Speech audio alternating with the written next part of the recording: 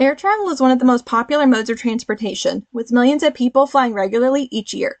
But have you ever wondered about the risk aircrafts face beyond technical failures or bad weather?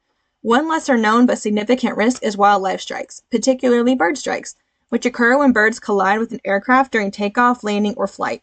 And although rare, these events can cause serious damage to planes and even endanger the safety of passengers and crew. In fact, these strikes have caused over $900 million in damage annually to civil and military aircrafts, and has unfortunately contributed to the deaths of more than 250 people since 1988. And with a background in wildlife studies and a strong interest in aviation safety, I chose to analyze a dataset on airplane wildlife strikes as it aligns with both my education and real-life applications. So to start the story, I analyzed the number of wildlife strikes in 4 key states: Texas, California, New York, and Georgia. The data reveals that California and Texas consistently experience the highest number of wildlife strikes, making them the top 2 states for such incidents, no doubt due to their busy airports. And the same goes for New York with their high number. However, with Georgia, the number is small. However, I included Georgia because it has the busiest airport in the world, Hartsfield-Jackson, and I wanted to see how much it compared to the other 3.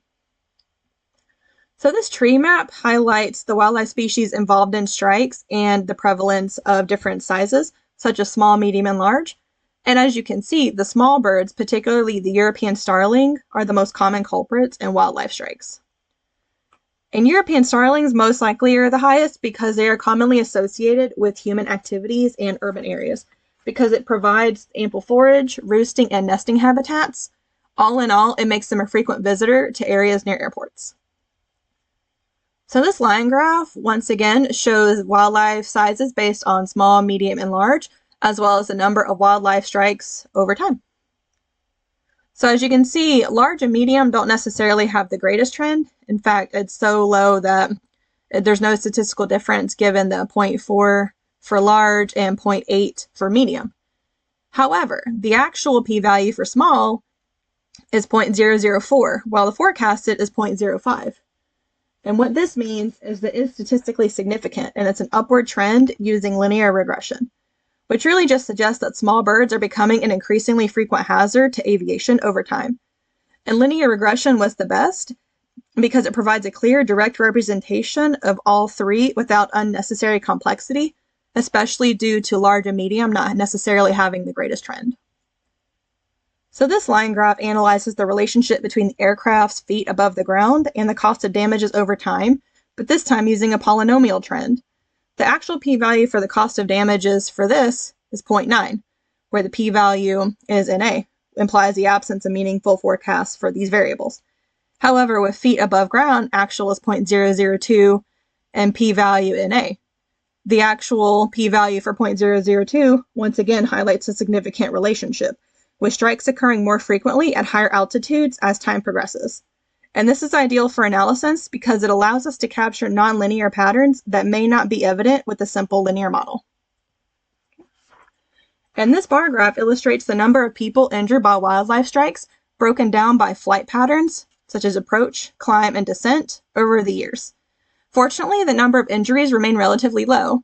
However, as mentioned before, wildlife strikes on aircrafts can cause fatalities. But a notable observation in the graph is these large whiskers or confidential intervals for the climb phase in the forecast for 2012 and 2013. This indicates a significant uncertainty in the predicted injury numbers for those years, most likely due to it being 1 to upwards to 7. This means that it's unpredictable compared to approach and descent, which is reflected in the wider confidence intervals, which could suggest a greater variability in injury counts during the stage of flight. This also can be outliers, which could underscore the importance of investigating what led to these outliers, or it really could just mean changes in wildlife activity, flight patterns, or reporting standards may have influenced the risk during this flight. So thank you all for your time and attention throughout this presentation. I appreciate the opportunity to share these insights into wildlife strikes and aviation safety. For further research and information, please refer to the sources on screen, including data from the United States Fish and Wildlife Service and the aviation authorities.